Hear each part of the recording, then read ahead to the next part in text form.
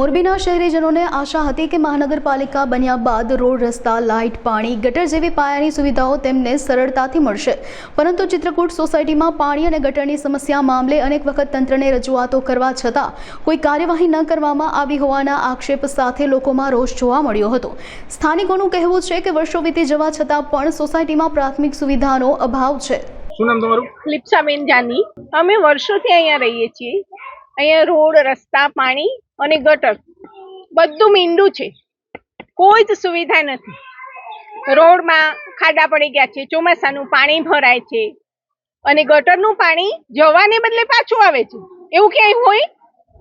પીવાનું પાણી આવે તો ગંદુ પાણી આવે છે, આવતું નથી, પાછળ તો પાણી પહોંચતું જ નથી। 6 નંબરમાં 8 દિવસે પાણી આવે છે। પાણી આવે ત્યારે મોટરથી ખેંચવું પડે છે, એમને તો પાણી જ નથી આવતું, ફોર્સથી પાણી આવતું નથી અને ગટરનું પાણી જતું નથી। તમે જોઈ શકશો અહીંયા કેટલું બધું પાણી ભરાયેલું છે। એ વરસાદનું પાણી નથી, વરસાદનું પાણી હોય તો વહી જાય ગટરમાં, ગટરનું પાણી પાછું આવે છે।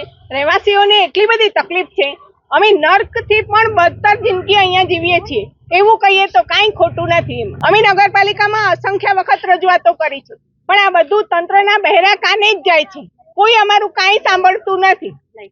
હવે મ્યુનિસિપલ કમિશનર આવ્યા છે, મોરબી મહાનગરપાલિકા બની છે, તો અમારે એની પાસેથી અપેક્ષા તો હોય ને। આ અમારી પ્રાથમિક જરૂરિયાતો છે, સારા રોડ હોવા, અમે ટેક્સ ભરીએ છીએ, પાણીનો વેરો ભરીએ છીએ, અમે અમારી ફરજ નથી ચૂકતા।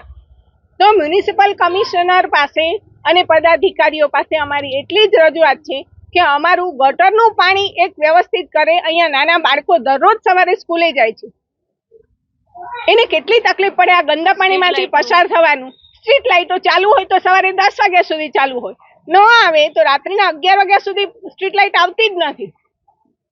કોઈ વૃદ્ધો હોય, બાળકો હોય, બહુ જ તકલીફ પડે છે। મારું નામ દિવ્યા ગઢવી છે। અહીંયા પ્રાથમિક સુવિધાના નામે ઝીરો છે। વારંવાર અરજી કરવા છતાં કોઈ પણ કાનને અરજી અમારી સાંભળતું નથી। અમે વારંવાર મહાનગરપાલિકાએ જઈને અરજી આપી છે। આ વખતે અમે બધાએ મિટિંગ કરી અને એક મુદ્દો અમે સરકાર આગળ કે પદાધિકારી આગળ મૂક્યો છે કે અમારે રોડ, રસ્તા અને ગટર આ પ્રાથમિક સુવિધાઓનો અમારે જોઈએ છે, જરૂર છે।